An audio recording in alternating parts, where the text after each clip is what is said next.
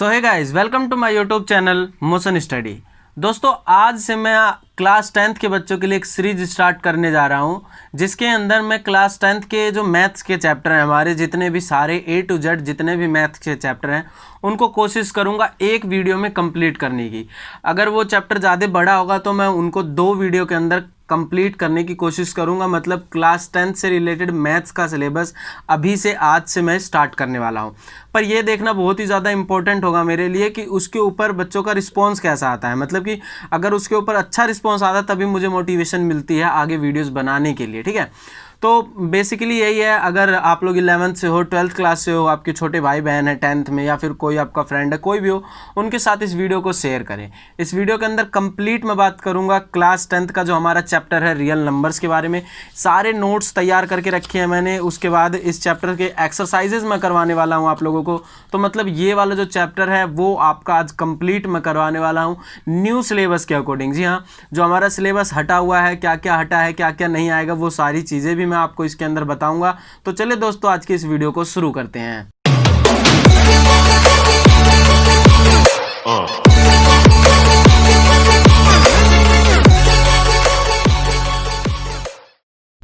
देखो बच्चों, अगर आप लोगों को पता नहीं है तो मैं बता देता हूँ। मैंने एक वीडियो बनाई थी, उसके अंदर मैंने आप लोगों को कंप्लीट बताया है कि जो हमारा 2021 मतलब जो अब हमारा जो पेपर होने वाला है CBSE के अकॉर्डिंग, वो न्यू सिलेबस उसका क्या है, कौन कौन से चैप्टर से कौन कौन से क्वेश्चंस हटाए गए हैं, कौन कौन सी एक्सरसाइज हटाए गई है, कौन कौन से एग्जाम्पल्स हटाए गए हैं। अगर वो वीडियो आप लोगों को देखनी है तो आई बटन पर आ जाएगा या डिस्क्रिप्शन के अंदर लिंक मिलेगी, वहाँ से जाकर के आप उस वीडियो को चेकआउट कर सकते हैं। बिल्कुल डिटेल में बताया है।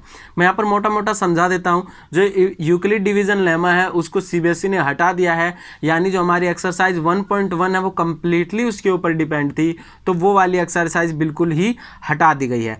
अब हम लोग करेंगे एक्सरसाइज 1.2 का क्वेश्चन नंबर फर्स्ट। तो इसके अंदर क्या कहा गया है कि express each number as a product of its prime factors. तो सबसे पहले हम लोग क्या करेंगे, इन नंबर्स के प्राइम फैक्टर्स निकाल लेंगे सीधे सीधे।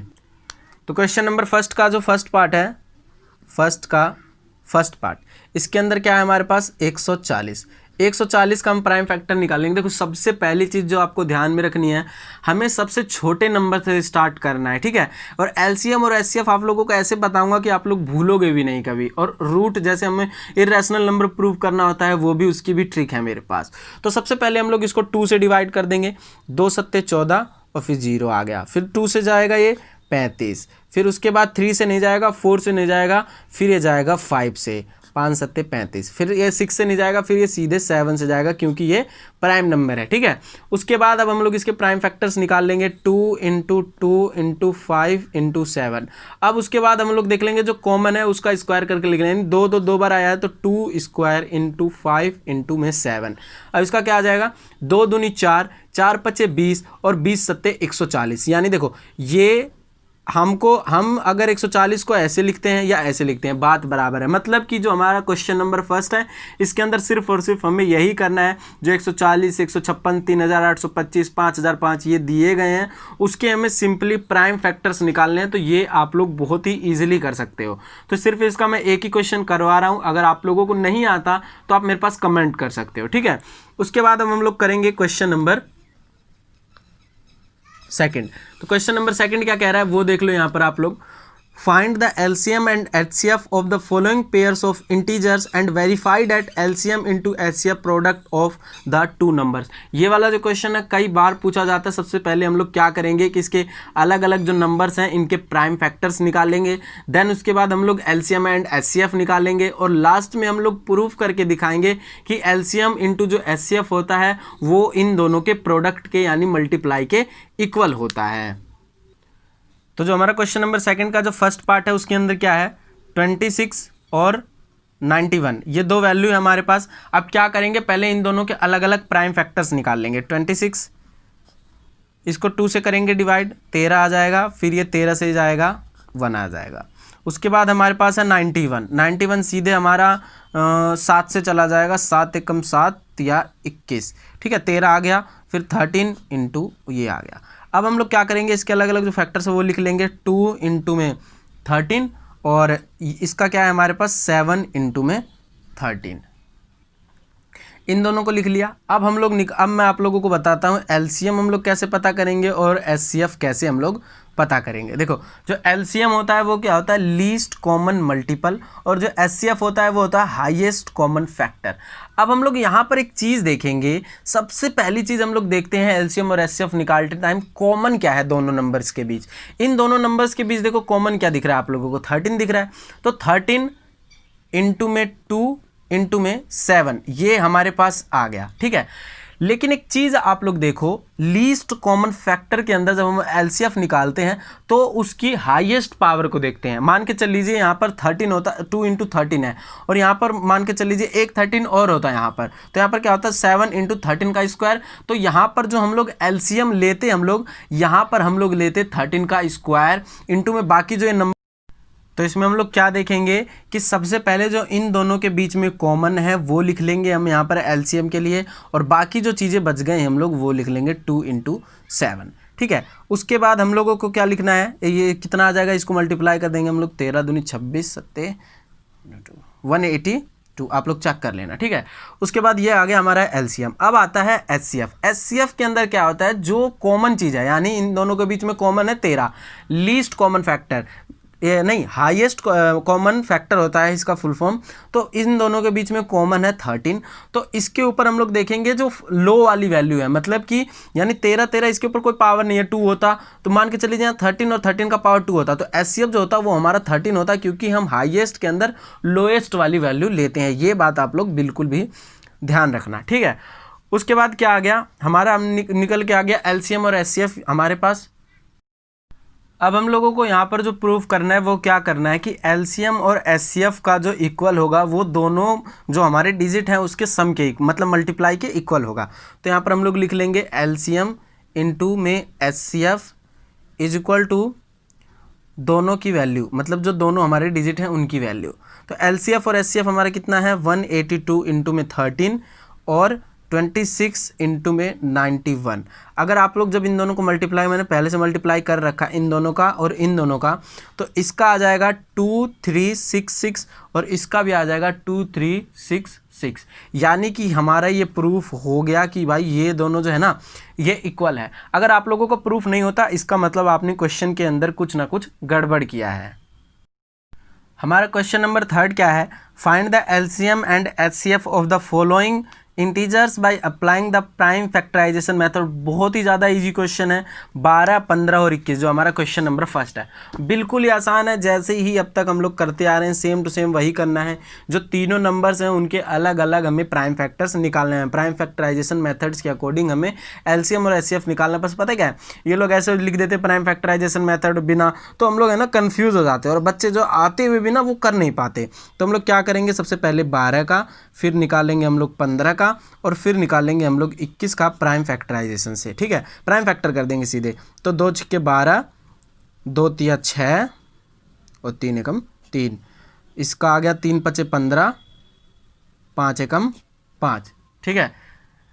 ये हो गया इसका। अब इसका करेंगे 3 सत्ते 21 और 7 एकम 7। अब तीनों को अलग अलग लिख लेंगे हम लोग वैल्यू, 2 इंटू 2 इंटू 3, इसका क्या होगा, ये था 12 का, ठीक है। अब 15 का लिख लेंगे हम लोग, 15 का क्या है 3 इंटू में 5, और नेक्स्ट हमारा 21, इसका क्या है 3 इंटू में 7, इंटू में 1 लिख लो या ना लिखो आपका मन है, ठीक है। अब हम लोग निकालेंगे इसका एलसीएम। एलसीएम के लिए मैंने क्या कहा था, सबसे पहले एलसीएम निकालना हो या एचसीएफ निकालना हो, हमें कॉमन देखना है कि इनमें कॉमन क्या है, ठीक है।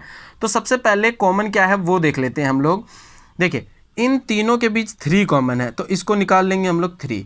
उसके बाद जो नंबर्स बच गए उनको लिख दो, यानी 2 इंटू 2 यानी 2 का स्क्वायर इंटू में 5 इंटू में 7, इसको मल्टीप्लाई करके लिखेंगे 3, 2 दूनी 4, तिया 12 पच्चे 60 और 6 सत्ते 42, यानी कि जो एलसीएम है हमारा वो आ जाएगा 420, और जो हमारा एचसीएफ आएगा वो आ जाएगा 3, क्योंकि इन तीनों के बीच में जो हमारा कॉमन है वो है 3, और इसका लीस्ट मतलब नंबर जो लेस नंबर होता है, मतलब इसकी वैल्यू जो कम वैल्यू वाली होती है उसे लेते हैं। लेकिन तीनों में 3 3 3 है, इनकी कोई वैल्यू नहीं है, तो हम सीधे इसका 3 ले लेंगे। दोस्तों हमारा नेक्स्ट क्वेश्चन है क्वेश्चन नंबर 4। बहुत ही ज़्यादा इजी क्वेश्चन है, इसके अंदर कुछ लॉजिक है, मैं वो आप लोगों को समझा दूंगा। ये पेपर के अंदर भी कई बार पूछा गया, तो इस क्वेश्चन को जरूर से कर लेना। क्वेश्चन नंबर 4 क्या कहता है, गिवन डेट HCF 306 और 657 इज इक्वल टू 9 और हमें एलसीएम निकालना है। अभी हमने क्वेश्चन नंबर 2 में एक चीज़ प्रूव करी थी कि जो दो नंबर्स का मल्टीप्लीकेशन होता है वो हमारे एलसीएम इंटू HCF के इक्वल होता है। तो सिर्फ और सिर्फ हम उसी फॉर्मूले के अंदर इसे पुट कर देंगे। हमारे पास HCF गिवन है, वो दो नंबर्स गिवन है और हमें एलसीएम निकालना है, तो निकल जाएगा। तो देखिए यहाँ पर हम लोग क्वेश्चन नंबर 4 करते हैं। क्वेश्चन नंबर 4 में हम लोग सबसे पहले क्या लिखेंगे, HCF ऐसे हमारे पास कितना है 306 और जो ये 2 नंबर्स हमारे पास वो लिख लेंगे इज इक्वल टू 9 हमारे पास HCF है। फॉर्मूला क्या होता है हमारा, एलसीएम इंटू में HCF इज इक्वल टू, यानी प्रोडक्ट हमारा जो होता है वो होता है इसका वो। तो एलसीएम तो हमारे पास गिवन है नहीं, तो इसके जगह हम लोग एलसीएम ही लिख लेते हैं। इनटू में HCF हमारे पास कितना गिवन है, 9 गिवन है, ठीक है। प्रोडक्ट कितना हो जाएगा 306 इनटू में 657, ठीक। उसके बाद हम लोग क्या लिख लेंगे, LCM। जो यहाँ पर है ये जो ये 9 है इस साइड मल्टीप्लाई हो रहा है, तो ये इस साइड आ जाएगा तो डिवाइड हो जाएगा। आप लोगों को पता है जो चीज़ इधर माइनस है वो इधर प्लस हो जाएगी, जो चीज़ें इधर प्लस है वो इधर माइनस हो जाएंगी। तो वैसे ये इधर मल्टीप्लाई हो रहा है तो इधर आके डिवाइड हो जाएगा। तो LCM is equal to 306 multiply 657 upon में 9। तो ये हमारे पास मल्टीप्लिकेशन मतलब डिवाइड हो जाएगा, ठीक है। अब हम लोग इसे काट देंगे, 3 से कट जाएगा, 3 तिया 9, 3 एकम 3 0, 3 दूनी 6, फिर 3 से चला जाएगा ये, 3 एकम 3, 3 तिया 9 और 3 चौके 12, यानी कि 34 इंटू में 657 कितना आ जाएगा हमारे पास। जो हमारे पास वैल्यू आएगी मैं मल्टीप्लाई कर देता हूँ, तो हमारे पास आंसर कितना आएगा, मैंने मल्टीप्लाई कर लिया है 22338। ये हमारा जो है वो एलसीएम आ गया। हमें सिर्फ और सिर्फ इतना प्रूफ करना था, ठीक है। अब हम लोग देखेंगे क्वेश्चन नंबर 5। देखो जो हमारा क्वेश्चन नंबर 5 है वो क्या कहता है वो मैं समझा देता हूँ। चेक करना है हमें 6 की power n can and with the digit 0 for any natural number n। जो 6 की पावर n है वो क्या एंड विद डिजिट 0 से एंड हो सकती है, ठीक है। तो मैं आप लोगों को एक चीज़ समझा देता हूँ, एक मैं पॉइंट बता देता हूँ, उस पॉइंट को आप लोगों को हमेशा जो है वो ध्यान में रखनी है, ठीक है। 0 से तभी 0 एंड करेगी, तभी कोई वैल्यू 0 से एंड करेगी जब उसका प्राइम फैक्टर 2 और 5 होगा। जी हाँ, आप इसे लिख सकते हो 0 से डिजिट या वैल्यू या डिजिट या उसका सम कुछ भी हो, जो हमारा 0 से तभी एंड करेगी, 0 से वैल्यू तभी एंड करेगी जब प्राइम फैक्टर 2 एंड 5 हो। एक वैल्यू होगा तो नहीं चलेगा, दोनों वैल्यू होगी तभी चलेगी, क्योंकि कई बार क्या होता है 2 आ जाता है सिर्फ 5 नहीं आता। जब 2 और 5 दोनों इसके प्राइम फैक्टर हों तभी वो वैल्यू 0 से एंड हो सकती है, ठीक है। तो यहाँ पर हम लोग क्वेश्चन देख लेते हैं। यहाँ पर हम लोग लिख लेंगे 6n, 6 की पावर n है इज इक्वल टू ये एंड विद, क्योंकि हम लोगों को पता नहीं है कि किस चीज़ से एंड होगा, तो ठीक है। तो हम लोग यहाँ पर इसको लिख सकते हैं कैन एंड विद डिजिट 0, ठीक है। उसके बाद हम लोग क्या करेंगे, जो 6 है ना उसके प्राइम फैक्टर निकाल लेंगे, ठीक है। तो 6 का हम लोग यहाँ पर प्राइम फैक्टर निकाल के देख लेते हैं, 2 तिया 6, तो 2 इंटू 3 आ गया, तो 2 इंटू 3 की पावर n, क्योंकि 6 की n है ना, 6n को हम लोगों ने वो किया प्राइम फैक्टर और यहाँ पर हम लोगों ने इसकी वैल्यू निकाल दी। अब एक चीज़ आप लोग देख सकते हो, जो हम लोगों ने 6 का प्राइम फैक्टर निकाला, ठीक है, हमने जब 6 का प्राइम फैक्टर निकाला 2 इंटू 3 की पावर n आई, लेकिन हमारे पास सिर्फ और सिर्फ 2 ही आया है, हमारे पास 5 आया ही नहीं है। जो सेकंड डिजिट है हमारे पास वो है 3 की पावर n। तो हम लोग इसे लिख सकते हैं, here we can see 6 do not have prime factor and with 2 and 5। 2 और 5 से इसका जो प्राइम फैक्टर वो एंड नहीं कर रहा है, इसीलिए जो 6 की पावर n है वो can not and with digit 0। तो ठीक है, ये क्वेश्चन नंबर 5 था हमारा। अब हम लोग देख लेते हैं क्वेश्चन नंबर 6।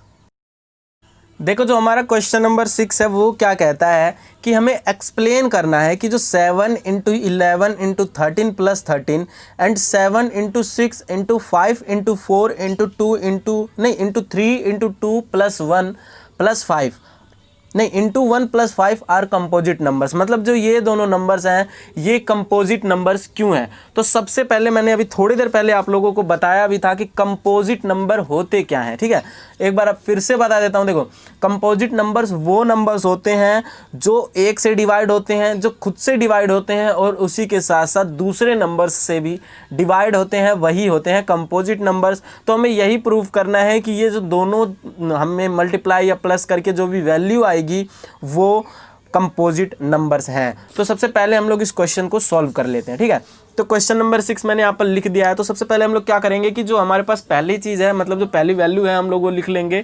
क्या है? 7 इंटू में 11 इंटू में 13 प्लस 13, ये हमारे पास जो है वो पहली वैल्यू है। ठीक है, तो जो मल्टीप्लाई वाली है उसको ब्रैकेट में डाल देते हैं, तो प्लस वाला उसको अलग करके लिख लेते हैं, इससे आसान पड़ेगा। 7, ठीक है, इंटू में ये ब्रैकेट में डाल दे 11 इंटू 13 प्लस में 13। इस वाले में सेकंड स्टेप में मैंने कुछ नहीं किया है, सिर्फ और सिर्फ समझाने के लिए, ताकि आप लोगों को अच्छे से समझ में आ जाए, इसी के लिए मैंने इसको ब्रैकेट के अंदर जो है वो डाल दिया है। ठीक है, तो यहाँ पर मैंने ये कर दिया सेकंड स्टेप। उसके बाद थर्ड स्टेप क्या करना है, आप लोगों को कॉमन लेना है। तो देखिए, इसमें और इसमें जो हमारे पास ये पूरा मैंने लिखा है, इसके अंदर 13 कॉमन है, तो यहाँ पर मैं 13 लिख लूँगा कॉमन। ठीक है, तो उसके बाद क्या है, हमारे पास 7 मल्टीप्लाई में है, 7 इंटू में हमारे पास यहाँ 11 बच गया, इंटू में 1 मैं लिख लेता हूँ, सारा 1 लिख भी लो मत भी लिखो, आपका मन है, लेकिन मैं लिख लेता हूँ ताकि समझ में आए कि 13 आखिर गया क्या। 13 बाहर चला गया तो इसकी जगह 1 बच गया, प्लस में 1। ठीक है, अब हम लोग अंदर को, सबसे पहले जो ब्रैकेट के अंदर होता है, आपने बोर्ड मास किया होगा बचपन में या छोटी क्लासों में, तो उसमें आप लोगों को करवाया गया होगा बोर्ड मास। ठीक है, तो सबसे पहले हम लोग ब्रैकेट को सॉल्व करते हैं। तो ब्रैकेट के अंदर जो भी चीज़ें हैं उसको सॉल्व करेंगे। 13 11 7 77, ठीक है, 77 हो गया, और प्लस में A1, तो यहाँ पर हो गया 78। तो इसको हम लोग इससे मल्टीप्लाई करेंगे। मल्टीप्लाई क्यों करेंगे, हमारे पास ये 2 आ गया, 13 इंटू में 78। ये हमारे पास देखिए ये क्या है कि हम लोग यहाँ पर क्या लिखेंगे, here number is having prime factor other than 1 and itself. यानी जो 13 एंड और 78 है ये खुद से भी जाएंगे, और अनदर, जैसे हमारे पास जो 78 है वो 1 से भी जाएगा, खुद से भी जाएगा, और 2 से भी चला जाएगा। तो ये प्रूफ हो जाता है कि जो ये वाला नंबर है वो कंपोजिट नंबर है। तो हम लोग यहाँ पर लिख सकते हैं, hair numbers are having prime factor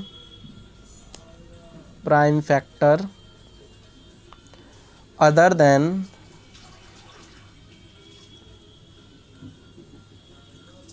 1 and itself। मतलब कि यहाँ पर 78 जो है हमारे पास, ये 1 से भी जाएगा और खुद से भी जाएगा और 2 से भी चला जाएगा। ठीक है, अब हम लोग जो इसका सेकंड वाला जो पॉइंट है वो लिखते हैं। सेकंड वाला पॉइंट के अंदर क्या है, यहाँ पर सेकंड पॉइंट है जो हमारा 7 इंटू में 6 इंटू में 5 इंटू में 4, ठीक है, इंटू में 3 इंटू में 2 इंटू में 1 प्लस में 5। ये वाला जो है वो थोड़ा सा बड़ा है, कोई नहीं, इसको भी करते हैं हम लोग। तो सबसे पहले क्या देखेंगे कि इसके अंदर से कॉमन क्या है। तो देखिए, इसके अंदर भी 5 है, इसके अंदर 5 है, 2 चीज़ें हैं, तो इसको हम लोग कॉमन ले लेंगे। तो इसको हम लोग लिख लेंगे यहाँ पर बाहर। देन उसके बाद 7 इंटू में 6 इंटू में 4 इंटू में 3 इंटू में 2 इंटू में 1 प्लस में 1। तो सबसे पहले हम लोग क्या करेंगे, ब्रैकेट के अंदर के मटेरियल को सॉल्व करेंगे। तो यहाँ पर कितना आ जाएगा हमारे पास 5। इसको जब हम लोग मल्टीप्लाई करेंगे इन सब वैल्यू को, तो हमारे पास आएगा 1008। फिर प्लस में हमारे पास ब्रैकेट के बाहर 1 है, तो इसको यहाँ पर लिख लेंगे 1। 5 इंटू में 1009, ठीक है। तो यहाँ पर आप देख सकते हो कि 1000 जो 9 है इसके भी ये खुद से भी जाएगा, 1009 से भी जाएगा, और इसके अदर्स नंबर हैं जो उनसे भी ये चला जाएगा। तो यहाँ पर हमारा प्रूफ ये हो जाता है कि ये जो दोनों हैं, ये जो दोनों हमने पूरे नंबर्स लिखे हैं, ये कंपोजिट नंबर्स हैं। अब उसके बाद हम लोग इस एक्सरसाइज का क्वेश्चन नंबर 2 देख लेते हैं। जो क्वेश्चन नंबर 7 है ना, ये पढ़ने में जितना बड़ा है, इसका जो सॉल्यूशन है ना वो उतना ही ज़्यादा छोटा है। जी हाँ, इसके अंदर कुछ भी नहीं बोला गया। इसमें बोला है कि there is a circular path, एक सर्कुलर पाथ है around a sports field. Sonia takes 18 minute to drive 1 round of the field. मतलब एक सोनिया है, मान के चलो हम लोग नाम हटा देते हैं, ए और बी ले लेते हैं। मान के चलो एक ए है और एक बी है, और एक है सर्कुलर पाथ, यानी एक गोल में है पाथ। उसके ऊपर क्या है, सोनिया जब मतलब दौड़ने के स्थान से जहाँ पर स्टार्टिंग पॉइंट है वहाँ से एंड पॉइंट तक जाने में उसको और वापस आने में, मतलब 1 राउंड जब लगाती है वहाँ तक जाने में पूरा वो लगाती है 18 मिनट, और वही जो बी है वो लगाता है 12 मिनट। तो यहाँ पर बोला गया है कि suppose they both start at the same point, दोनों एक साथ स्टार्ट करते हैं, and at the same time, और दोनों एक साथ स्टार्ट करते हैं और वो दोनों एक ही डायरेक्शन में जाते हैं, तो वो कितने मिनट के बाद एक दूसरे से जो है वो मिलेंगे। तो सबसे पहले हम लोग क्वेश्चन नंबर 7 यहाँ पर लिख लेते हैं। सोनिया जो है वो कितना लेती है और रवि है वो कितना टाइम लेता है, ये हम लोग सबसे पहले लिख लेंगे। तो सोनिया जो है वो लेती है 18 मिनट्स, ठीक है, और जो रवि है वो लेता है 12 मिनट्स। यहाँ पर क्या है, ये हमारे पास गोलकार है, मान के चल लीजिए अगर यहाँ से सोनिया स्टार्ट करती है तो पूरा उसको यहाँ तक आने में 18 मिनट लगता है, और रवि को यहीं से स्टार्ट करके यहाँ तक आने में जो है वो 12 मिनट लगता है। तो दोनों ऐसा सपोज करिए कि दोनों एक ही जगह से, यानी यहाँ से सेम डायरेक्शन में सेम टाइम पे निकलते हैं, तो कितनी देर के बाद एक दूसरे से जो है वो मिल जाएंगे। सिंपली हमें कुछ भी नहीं करना है, बस एक चीज़ करनी है। वो क्या करनी है कि इन दोनों के अलग अलग जो है हमें एलसीएम निकाल लेने, मीन्स प्राइम फैक्टर कर देना हम लोगों को, और उसके बाद हम लोगों को इसमें एलसीएम निकाल देना है। तो सबसे पहले क्या करेंगे, इस साइड हम लोग निकाल लेते हैं 18 का। सबसे पहले सबसे छोटे से 2 9 जा 18, 3 3 जा 9 एंड 3 1 जा 3। उसके बाद आता है 12, ठीक है, मैं कभी हिंदी में कभी इंग्लिश में 2 6 जा 12, 2 3 जा 6 एंड 3 1 जा 3। तो सबसे पहले हम लोग क्या करेंगे, इन दोनों के जो हैं प्राइम फैक्टर्स उनको लिख लेते हैं। क्या है, 2 इंटू में 3 इंटू में 3, इसका जो है वो 2 इंटू में 2 इंटू में 3। तो सबसे पहले हम लोग क्या करेंगे, इसका एलसीएम निकाल लेंगे, ठीक है। तो सबसे पहले यहाँ पर 2 इंटू में 3 की पावर 2, और यहाँ पर है 2 की पावर 2 इंटू में 3। मैंने आपको क्वेश्चन नंबर 1 मतलब अब तक इस एक्सरसाइज के अंदर एक चीज़ आप लोगों को मैंने बताई है कि हम लोगों को एलसीएम या एचसीएफ निकालते टाइम एक बात ध्यान में रखनी है कि दोनों के बीच में कॉमन क्या है, ठीक है। तो इन दोनों के बीच में कॉमन क्या क्या है, देखिए इन दोनों के बीच में 2 2 भी कॉमन है और 3 3 भी कॉमन है। तो मैंने एक चीज़ और आप लोगों को बताई थी, एलसीएम निकालते टाइम जिस डिजिट की पावर ज़्यादा होती है हम उसी को लेते हैं। तो देखिए 2 और 2 की पावर 2 में इन दोनों में सबसे ज़्यादा कौन है पावर, ये वाला। तो हम लोग एलसीएम निकालते टाइम यहाँ पर 2 की पावर 2 लिख लेंगे, और इन दोनों के बीच में 3 की पावर 2 निकालेंगे। 2 दूनी 4 और 3 3 9, तो 4 9 चौक 36, यानी कि दोनों 36 मिनट के बाद एक दूसरे से जो है वो मिलेंगे। तो हमारी ये जो एक्सरसाइज 1.2 है ये तो मैंने कंप्लीट करवा दी। अब हम लोग देख लेते हैं एक्सरसाइज 1.3 को। दोस्तों अब हम लोग करने वाले हैं एक्सरसाइज 1.3। सिलेबस के अकॉर्डिंग हम लोग करेंगे 1.2, 1.3 और 1.4, ठीक है। तो सबसे पहले हम लोग यहाँ पर जो क्वेश्चन नंबर 1 है उसे करेंगे। क्वेश्चन नंबर 1 है वो क्या कहता है कि prove that √5 is a irrational number. तो सबसे पहले जो चीज़ हमें प्रूव करनी होती है हम उससे ले करके चलते हैं। तो हम यहाँ पर मान लेंगे let √5 is a rational number. हम लोग ये मान लेंगे कि जो √5 है वो रैशनल नंबर है।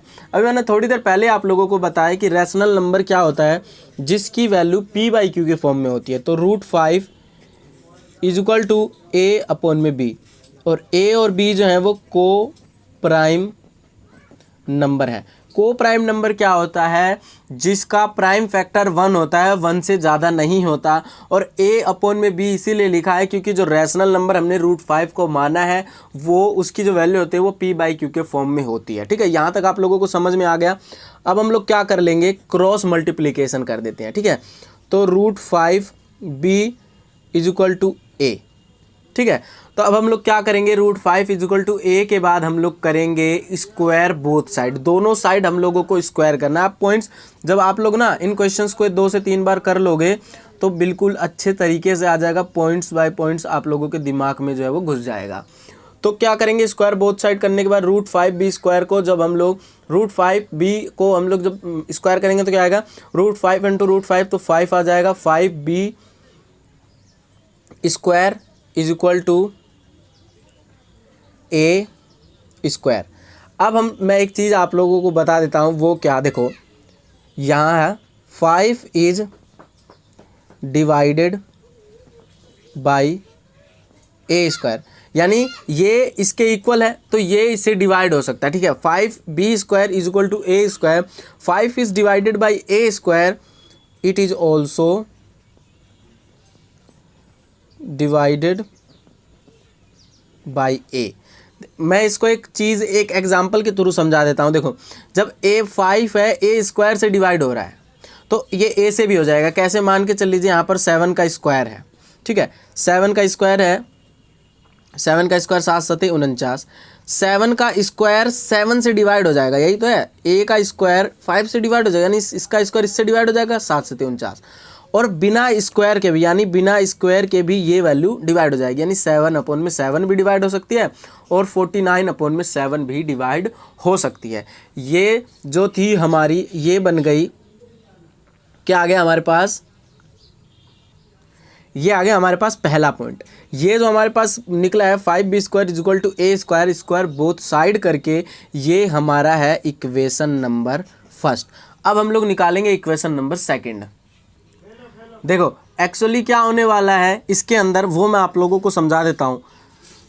a is equal to 5c, equation number second. अब आप लोग बोलोगे कि सर ये आपने कहाँ से लिख लिया है, तो जो हमें प्रूव करना है, यानी कि 5 हमें प्रूव करना है, हमें इसकी वैल्यू लेकर के चलनी है, यानी 5b square is equal to a square हमारी पहली इक्वेशन थी। अब हमें a की वैल्यू खुद से एज्यूम करके चलनी है, क्योंकि पूरा क्वेश्चन जो होगा वो एजप्शन बेस पे ही होगा। तो 5b square is equal to a square, हम a की वैल्यू 5c मानेंगे, जैसे a b तो हमने यूज़ कर लिया, अब हम लोग c मान लेते हैं, a is equal to 5c। ठीक है, सेम टू सेम, मतलब इस वाले पॉइंट्स को हम लोग सेम टू सेम इसको कंस्टेंट रख देते हैं, कंस्टेंट। ठीक है, अब हम लोग क्या करेंगे, देखिए हमारी इक्वेशन नंबर फर्स्ट क्या आई थी, हमारी equation number first 5b square is equal to a square. हमने सिर्फ और सिर्फ क्या किया, जो a की वैल्यू है उसमें चेंजमेंट लाई अपने अकॉर्डिंग। हमें a की वैल्यू हमने 5 मान ली, 5c। क्यों, क्योंकि हमें क्वेश्चन निकालना है, 5 हमें प्रूफ करना है, और c हम अपनी मर्जी से हमने लिखा है एक पॉइंट। तो इसके अंदर क्या आ गया, ये फर्स्ट इक्वेशन है हमारी और ये सेकंड इक्वेशन है। तो अब हम लोग क्या करेंगे, जो फर्स्ट इक्वेशन है उसके अंदर सेकंड इक्वेशन की वैल्यू को पुटअप करेंगे, यानी a की वैल्यू को यहाँ पर पुटअप करेंगे।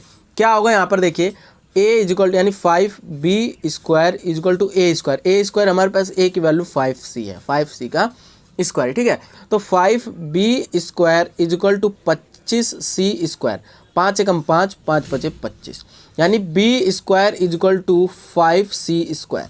यहाँ पर भी सेम वैल्यू आ गई। हम लोग यहाँ पर लिख सकते हैं 5 is divided by b square और इट इज ऑल्सो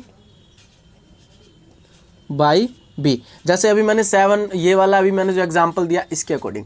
एक चीज़ आप लोगों को अब मैं समझा रहा हूँ, वो क्या कि अभी मैंने जो बताया a/b जो है हमारा को प्राइम नंबर, यानी जो रैशनल नंबर है, यहाँ पर हमने जो माना था को प्राइम नंबर, उसका जो प्राइम फैक्टर है वो 1 से ज़्यादा होगा नहीं।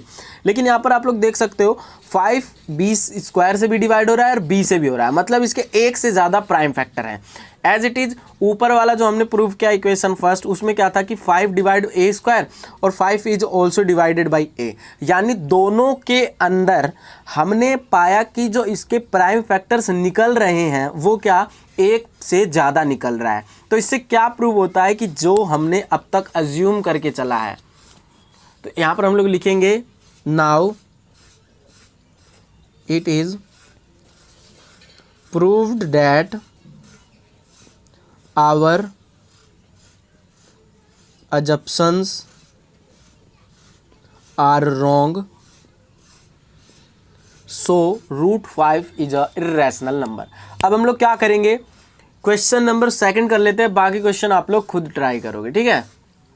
यहाँ पर आप लोग देख सकते हैं क्वेश्चन नंबर सेकंड का क्वेश्चन नंबर फर्स्ट है, यानी पार्ट नंबर फर्स्ट है क्वेश्चन नंबर सेकंड का। इसके अंदर हम लोगों को क्या प्रूव करना है कि 3 + 2√5 इज अ इर्रेशनल नंबर हम लोगों को यहाँ पर प्रूव करना है। तो जैसे मैंने पहले क्वेश्चन में किया था फर्स्ट पॉइंट, वैसे यहाँ पर भी करेंगे कि हम लोग यहाँ पर मान लेंगे, क्या मानेंगे, let 3 + 2√5 is a rational number, same to same, ठीक है। ये पॉइंट वाइज पॉइंट आप करोगे तो नंबर आप लोगों को फुल मिलेंगे, ठीक है। तो यहाँ पर क्या है, 3 + 2√5 इज इक्वल टू a/b, यानी कि ये a और b जो है वो को प्राइम नंबर्स हैं।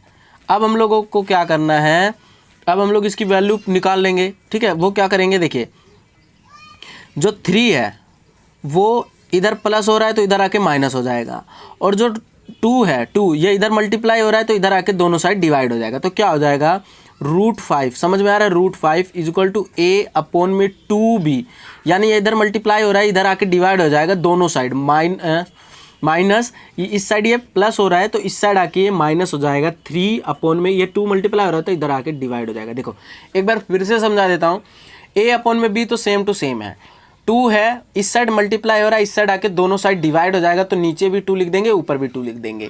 तो 2 से ये मल्टीप्लाई हो गया और नीचे ये प्लस हो रहा है इस साइड में, जिसके आगे कुछ साइन नहीं होता प्लस होता है, ये इस साइड आके जो है वो क्या हो जाएगा, माइनस हो जाएगा, ठीक है। अब हम लोगों को क्या करना है, एक चीज़ मैं आप लोगों को बता देता हूँ, यहाँ पर एक चीज़ प्रूव होती है, क्वेश्चन यहीं पे सॉल्व हो जाता है। वो क्या कि a/2b -3/2 ये जो है रैशनल नंबर है। आप लोगों को पता है कि जो वैल्यू p/q के फॉर्म में होती है वो रैशनल नंबर होती है।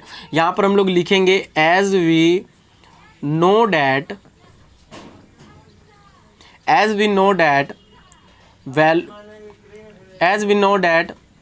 Rational number are those whose in p/q form. तो यहाँ पर जो ये वाला नंबर है वो p/q के फॉर्म में है, यानी कि रैशनल नंबर है। और हमें ये भी पता है कि जो √5 यानी कि जो रूट वाले होते हैं जिनका कंप्लीट रूट नहीं निकलता वो इर्रेशनल नंबर होते हैं, ठीक है। तो यहाँ पर क्या हो गया, इर्रेशनल इनटू में रैशनल। जब हम लोग कभी भी इर्रेशनल और रैशनल को मल्टीप्लाई करेंगे एक साथ और जो उसकी वैल्यू आएगी वो ऑलवेज इर्रेशनल ही आती है। तो यहाँ पर हमारा प्रूव हो गया कि जो हमारी एजप्शंस थी, जो हम अब तक सोच के चल रहे थे, वो रॉन्ग थी।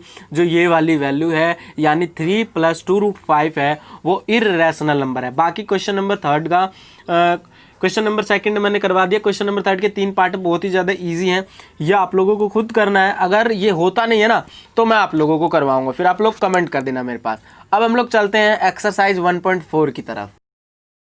अब हम लोग दोस्तों जो करने वाले हैं वो करने वाले हैं एक्सरसाइज 1.4 और इस चैप्टर यानी रियल नंबर्स के आखिरी एक्सरसाइज के बारे में। इसके अंदर कुछ नहीं बोला गया, मैं आप लोगों को सिर्फ और सिर्फ 2 पॉइंट बताऊंगा और आप लोग ये कर सकते हो। इसमें जो पेपर के अंदर जो क्वेश्चन आता है वो 1 नंबर का आता है, MCQ में क्वेश्चन है, पक्का पूछा जाएगा, ठीक है। तो सबसे पहले इसके अंदर क्या पूछा गया, without actual performing the long division state. हमें लॉन्ग डिवीजन नहीं करना, हमें ये सिर्फ और सिर्फ इन्हें देख के बताना है कि जो रैशनल नंबर्स हैं ये जो p/q के फॉर्म में हैं, ये जो नंबर्स हैं ये टर्मिनेटिंग डेसिमल एक्सपेंशन है या non terminating repeating decimal expansion है। तो मैं आप लोगों के लिए कुछ पॉइंट्स लिख करके लाया हूं, ठीक है। उन पॉइंट्स को मैं आप लोगों को बताऊंगा, ये पॉइंट आपको ध्यान में रखना है और आप लोगों को पता चल जाएगा कि ये टर्मिनेटिंग है या non terminating decimal repeating number है, ठीक है। तो सबसे पहली चीज जो को प्राइम नंबर क्या होते हैं, जैसे जो p/q की फॉर्म में ये जो हमारे पास नंबर है ये को प्राइम नंबर है। को प्राइम नंबर की क्या है कि जिनका प्राइम फैक्टर जो होता है वो 1 से ज़्यादा नहीं होता है, ठीक है। और उसके बाद जो हमारे रैशनल नंबर होते हैं वो p/q के फॉर्म में होते हैं, यानी जो नीचे वाला होता है डिनोमिनेटर। जी हाँ, डिनोमिनेटर मैंने अभी आप लोगों को कुछ समय पहले ही बताया है। उसका जो प्राइम फैक्टर है 2 × 5 के अलावा कुछ नहीं होना चाहिए। जैसे देखो अकेले 2 हो सकता है, जैसे अगर कहीं पे भी P/Q है और Q की जो हम प्राइम फैक्टर निकालेंगे उसमें 2 आ रहा है ओनली और कुछ भी नहीं आ रहा, 2 की स्क्वायर आ रही है, 2 की 4 पावर आ रही है, 2 की 5 पावर आ रही है, तो वो टर्मिनेटिंग है, ठीक है। अगर 2 की पावर के साथ 3 आ जाता है या 4 आ जाता है या 6 आ जाता है तो वो नॉन टर्मिनेटिंग हो जाएगा। या तो 2 और 5 आना चाहिए दोनों, या सिर्फ सिंगल चीज़ें आनी चाहिए। तो ये 2 पॉइंट है। मेन ऊपर वाला पॉइंट उतना ज़रूरी नहीं है जितना कि नीचे वाला है। एक चीज़ आपको ध्यान में रखनी है, जो डिनोमिनेटर है उसकी पावर, जो उसकी प्राइम फैक्टर है 2 × 5 होनी चाहिए, यानी 2 आनी चाहिए। और इसके अलावा या तो 1 भी हो सकता है, लेकिन इन दोनों के अलावा तीसरा कोई चीज़ नहीं आ सकता, ठीक है। तो सबसे पहले हम लोग पहला क्वेश्चन कर लेते हैं यहाँ पर, ठीक है। 13/3125। तो हम लोग क्या करेंगे, 3125 का मैं आप लोगों को यहाँ पर जो है वो प्राइम फैक्टर जो है निकाल करके दिखा देता हूँ इसका। तो ये सबसे पहले किस चीज़ से चला जाए, 5 2 7 8 और 3 11, 3 से तो जाएगा नहीं, तो ये चला जाएगा सीधे सीधे 5 से, ठीक है। 5 6 30, 5 2 10, 5 5 25, ठीक है। उसके बाद फिर 5 से जाएगा ये 5 5 दूनी 10, 5 5 25, ठीक है। फिर 5 से जाएगा ये 5 दूनी 10, 5 5, फिर 5 से और फिर 5 से। इसका मतलब जो यहाँ पर इसके प्राइम फैक्टर आए हैं वो 5 की पावर 5 आया, यानी कि 13/5 की पावर 5। मैंने एक चीज़ बताया था, जो P/Q के फॉर्म में है, यानी कि हमारी जो ये है, ये वैल्यू जो हमारी नीचे डिनोमिनेटर आई है, या ये 2 होना चाहिए या 5 होना चाहिए या दोनों होना चाहिए। इन दोनों के अलावा कोई तीसरा नहीं होना चाहिए। तो यहाँ सिर्फ और सिर्फ 5 है, तो ये जो है वो टर्मिनेटिंग है। Simple. Same to same question number 5 तक हमें यही करना है। नीचे जो है उनके प्राइम फैक्टर्स को निकालना है, ठीक है। उसके बाद हम लोगों को देखना है, क्योंकि मैं टाइम वेस्ट नहीं करूंगा इन क्वेश्चंस के ऊपर। क्वेश्चन नंबर 6 करवाता हूं सीधे सीधे। क्वेश्चन नंबर 6 में आप लोग थोड़ा सा अटक जाओगे, लेकिन सिर्फ और सिर्फ एक लॉजिक है। 23 है और उसके नीचे है 2 की पावर 2 एंड 5 की पावर 2। यहाँ पर हमें जो है इसका प्राइम फैक्टर निकालना ही नहीं है, हमारे पास ऑलरेडी प्राइम फैक्टर गिवन है इसका 2 और 5। तो हमारा ये क्या हो जाएगा, टर्मिनेटिंग, क्योंकि जो इसका डिनोमिनेटर है वो 2 भी और 5 भी है और इसके अलावा कोई तीसरा नहीं है, ठीक है। ऐसे ही करके ये कंप्लीट जो हमारे 10 के 10 क्वेश्चंस हैं ये बहुत ही आसानी तरीके से हो जाएंगे। तो ये था हमारा एक वीडियो के अंदर कंप्लीट जो मैंने करवाया अपना रियल नंबर्स। अगर फीडबैक इसके ऊपर अच्छा आता है, बच्चे इसको लाइक कमेंट शेयर करते हैं, ज़्यादा से ज़्यादा फैलाते हैं, तो मैं इसका जो है वो सेकंड चैप्टर के ऊपर वीडियो बनाऊंगा। उसके बाद इसके ऊपर अब 10th क्लास से रिलेटेड बोर्ड एग्जाम से इंपॉर्टेंट क्वेश्चंस की सीरीज भी आने वाली है, और भी बोर्ड एग्जाम से रिलेटेड बहुत सारी चीज़ें आने वाली 11th 12th की क्लास के लिए भी मैं ट्राई कर रहा हूँ। बोर्ड की स्ट्रेटजीज, टाइम टेबल के रिगार्डिंग भी वीडियोस आने वाली है। तो चैनल को यार देखो सब्सक्राइब करो और बेल नोटिफिकेशन को भी ऑन कर लो। तो मिलते दोस्तों नेक्स्ट वीडियो में, तब तक अपना ख्याल रखना। जय हिंद, वंदे मातरम। डाउटनेट पर होगा अब आपके सभी मैथ्स, केमिस्ट्री, फिजिक्स और बायोलॉजी डाउट्स का सफाया। बस अपने क्वेश्चन की फोटो खींचो, उसे क्रॉप करो और उसे सबमिट करो, और 3 सेकंड के अंदर उसका वीडियो सोल्यूशन पाओ। क्लास 6 से 12 से लेके नीट, IIT, JEE मेंस और एडवांस के लेवल तक आज ही डाउनलोड करें डाउटनेट ऐप